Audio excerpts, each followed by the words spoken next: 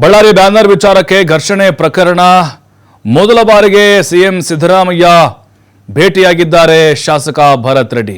ನೋಡೀಗ ಭರತ್ ರೆಡ್ಡಿ ಅವರು ಮುಖ್ಯಮಂತ್ರಿಗಳನ್ನ ಮೀಟ್ ಆಗಿದ್ದಾರೆ. ಜಮೀರ್ ಅಹಮದ್ ಜೊತೆಗೆ ಸಿಎಂ ಭೇಟಿಯಾಗಿದ್ದಾರೆ.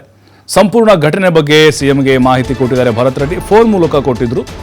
ಈಗ ನೇರವಾಗಿ ತೋರಣಗಲ್ನ ಜಿಂದಾಲ್ ವಿಮಾನ ನಿಲ್ದಾಣದಲ್ಲಿ ಭೇಟಿಯಾದರು.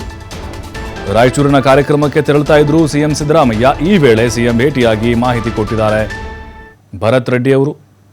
ಇನ್ನು ಮುಖ್ಯಮಂತ್ರಿಗಳು ಗರಂ ಆದ್ರು ಅಂತ ಏನೋ ಹೇಳ್ತಾ ಇದ್ರು, ಅದನ್ನು ಅಲ್ಲಗಳೆದ್ರು ಭರತ್ ರೆಡ್ಡಿ ಅವರು. ಇಲ್ಲ, ಗರಂ ಆಗಿಲ್ಲ, ನನ್ನ ಮೇಲೆ ಗರಂ ಆಗ್ತಾರೆ, ನಾವೇ ತಪ್ಪು ಮಾಡಿದ್ದೀವಿ. ಮಾಹಿತಿ ಕೇಳಿದ್ರು, ವಿವರಣೆ ಕೇಳಿದ್ರು ಘಟನೆ ಬಗ್ಗೆ. ಅದಕ್ಕೆ ಸಂಬಂಧಪಟ್ಟಂತೆ ನಾನು ಫೋನಲ್ಲಿ ಮಾತಾಡಿದೆ ಅಂತ ಹೇಳಿದರು. ಮತ್ತೆ ಅದಕ್ಕೆ ಪೂರಕವಾಗಿ ಅದೇ ವಿಚಾರಗಳನ್ನು ಮತ್ತೆ ಪುನರಾವರ್ತನೆ ಮಾಡಿದ್ದಾರೆ. ಸಿದ್ದರಾಮಯ್ಯನವ್ರಿಗೂ ಅಷ್ಟೊಂದು ಟೈಮ್ ಇರಲಿಲ್ಲ, ಆದರೆ ಸಿಕ್ಕಂಥ ಟೈಮ್ನಲ್ಲೇ ಜಮೀರ್ ಅಹಮದ್ ಅವ್ರ ಮೂಲಕ ಭರತ್ ರೆಡ್ಡಿಯವರು ಭೇಟಿಯಾದರು. ಅಂದರೆ ಅವರು ಕೂಡ ಅಲ್ಲೇ ಇದ್ರಲ್ಲ ಜಮೀರ್ ಅಹಮದ್, ಹಾಗಾಗಿ ಒಟ್ಟಿಗೆ ಹೋದರು. ಘಟನೆ ಹೇಗಾಯಿತು, ಯಾಕಾಯಿತು ಮತ್ತು ಎಲ್ಲಿಂದ ಶುರುವಾಯಿತು, ಯಾರು ತಪ್ಪಿಲ್ಲಿ, ಸರ್ಕಾರಕ್ಕೆ ಡ್ಯಾಮೇಜ್ ಆಗಿದೆ ಇದರ ವಿಚಾರವಾಗಿ ಪ್ರತಿಪಕ್ಷಗಳು ಇದನ್ನೇ ಎತ್ಕೊಂಡಿದ್ದಾವೆ. ಹಾಗಾಗಿ ಇನ್ಮೇಲಾದರೂ ಜಾಗರೂಕರಾಗಬೇಕು ಮತ್ತು ಇಂಥ ಸಣ್ಣ ವಿಚಾರಕ್ಕೆ ಕೊಲೆ ಆಗಿಬಿಟ್ಟಿದೆ, ಮತ್ತೆ ಪುನರಾವರ್ತನೆ ಆಗಬಾರ್ದು, ಬಳ್ಳಾರಿಯಲ್ಲಿ ಶಾಂತಿ ನೆಲೆಸಬೇಕು, ಸರ್ಕಾರಕ್ಕೆ ಕೆಟ್ಟ ಹೆಸರು ಬರಬಾರ್ದು ಅನ್ನುವಂತಹ ಕೆಲವೊಂದಿಷ್ಟು ಉತ್ತಮವಾದಂಥ ಸಲಹೆಗಳನ್ನು ಸಿದ್ದರಾಮಯ್ಯನವರು ಭರತ್ ರೆಡ್ಡಿ ಅವರಿಗೆ ಕೊಟ್ಟಿದ್ದಾರೆ. ಯಾಕಂತ ಹೇಳಿದ್ರೆ ಮುಖ್ಯಮಂತ್ರಿಗಳಿಗೂ ಕೂಡ ಇದು ಬೇಸರವನ್ನು ತರಿಸಿದೆ. ಸಹಜವಾಗಿ ಆಗಿರುತ್ತೆ.